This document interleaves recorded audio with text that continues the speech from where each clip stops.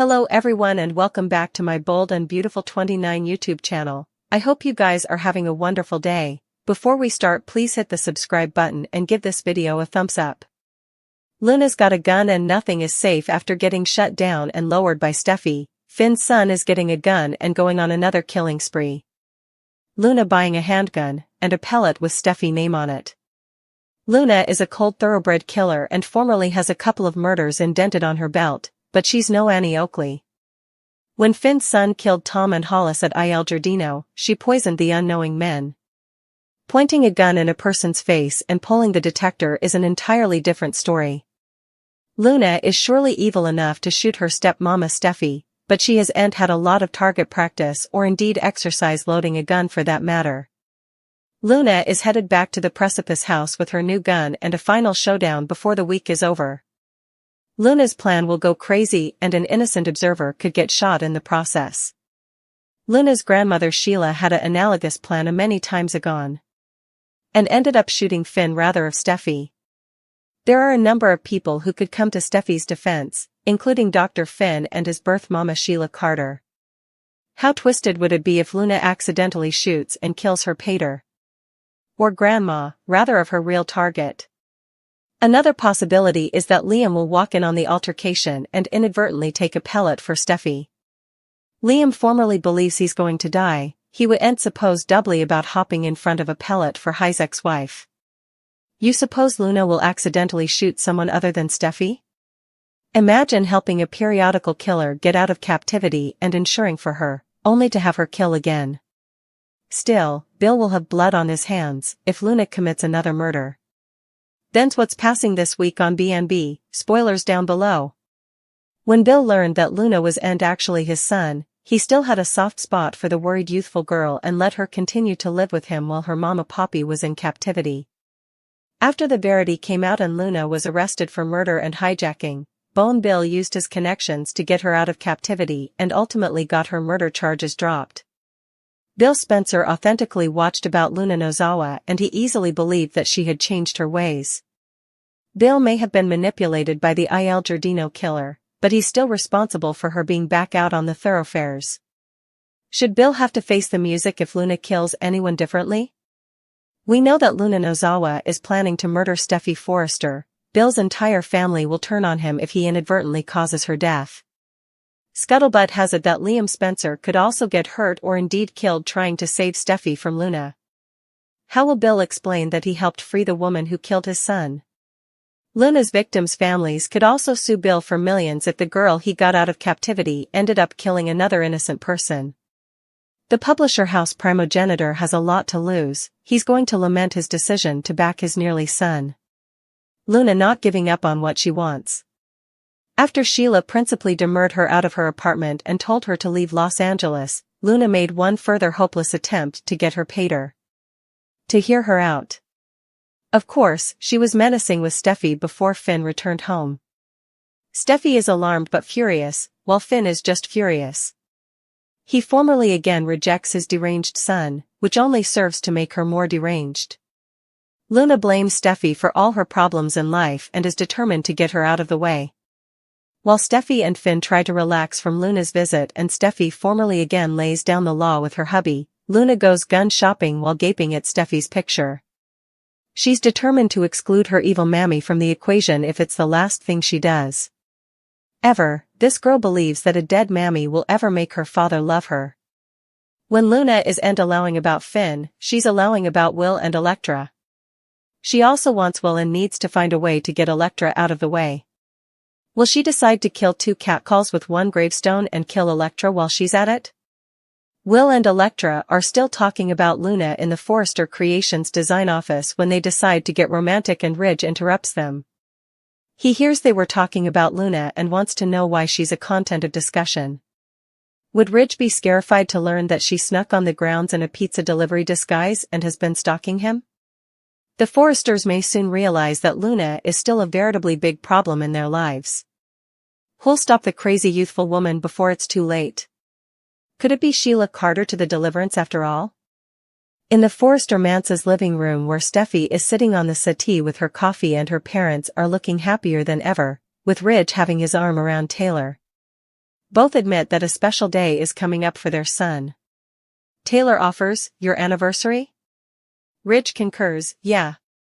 Steffi smiles and shrugs, I'm looking forward to being with my hubby. Lee is more confused than ever. She knows that Tom Starr is and her bastard's father. She also knows that her ex-husband Jack is and her father moreover.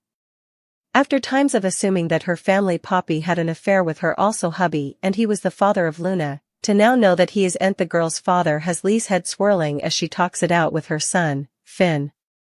We're still left with a riddle. Who's Luna's father? Asks Lee, as Finn seems to have a many studies of his own bouncing around in his head. Luna is still serving time in Bill's manse since he couldn't bear to suppose of her being beaten up by other convicts in captivity. We understand each other.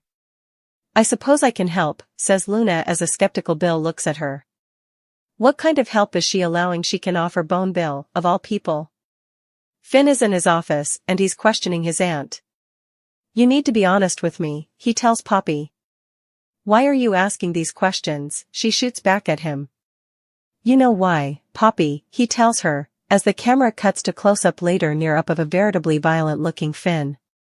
As Steffi announces that she's back as Brooke, Hope and Carter look a bit skeptical. You want to come back to work? Asks Hope. Well, you said I was 8 to stay on board, challenges Steffi. Hope's not buying it. Why the change of heart? She asks her longtime rival. What's really going on? Hope asks, continuing to try to get to the bottom of Steffi's change of heart. The action also switches to Bone Bill's manse.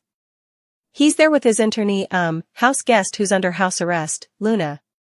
You're such a generous man, offers Luna, laying it on thick. It's one of the reasons I wanted you to be my pater. Bill looks on, proud of what she's saying about him, but will he end up lamenting bringing this two-time killer into his home? It's family defying family. Lee has had enough of the falsehoods and she wants Poppy to eventually unmask the awful verity. Tell me the verity, insists the croaker. Poppy looks nervous, nearly willing her family to back off but to no mileage. Rather, Lee continues to hammer at her family. Jack, he's Luna's father. You betrayed me with my own hubby, asks, or rather Lee accuses. Will Poppy eventually confirm her son's maternity to her family? It would clearly go a long way to explaining Lee's abomination of her family when she first arrived in city. Daphne entering the Forrester Creations CEO's office and encountering Hope and Carter. A pleasure to meet you, Carter says, trying to put the notorious perfumier at ease. The woman seems doubtful what to make of the new heads of Forrester. The former heads of Forrester Creations are gathered over at Eric's manse for a strategy session. Steffi is determined to get them back where they belong and she makes a shocking statement. We can go back anytime, proclaims Steffi to her father, forefather, and mama. That's just for show, you know that, insists Ridge. But is it really? What does Steffi mean and will the other hear her out? The action also switches to Bone Bill's manse. It's nice to eventually meet you, Electra, Bill says to his son Will's special lady. Thanks to a certain someone, says Electra. Your son is an extraordinary man, she says. Will grins and has his arm proudly draped around the youthful woman whose life he lately saved. She looks up at him adoringly. But there's someone sequestered in the manse who's taking this whole scene in and she likes what she's seeing. Luna is smiling observance to observance as she gapes at the youthful couple, or more specifically, Will, through the rail. She's upstairs and her eyes zero in on Will. Could he come the worried youthful woman's newest preoccupation? Will goes to Deacon and Sheila's eatery to defy Electra's good friend from her history, Remy. He puts the youthful man on notice regarding his jest towards the new woman in his life. You suppose I'm going to mess effects up for Electra, asks Remy. However, you're going to answer to me, warns Will, if you do. Electra faces trouble from another source. She's called into Katie's office with Ivy, as Brooke stands hard. I've been fired? Why? Asks a teary Electra, who has no idea what has happened or how. Katie and Brooke simply look at each other, knowing far further about the situation than the youthful girl does. Someone holding a phone in which Brooke is giving a press conference. What she's saying could change everything. I'll step into my old position as CEO, she says as the camera pulls back to who was watching the broadcast, a gobsmacked Ridge, Steffi, Eric, and Taylor. The coming Ridge delineation ever closer to Taylor. You were right each on, huh, he says as he leans in near to Hi's ex-wife. The camera also cuts outdoors to Brooke by the door trying to get the man she loves attention. I need to talk with you, Ridge, she says. Could she be too late to fix effects in her broken relationship? Has Ridge formerly moved forward with another woman who has always loved him?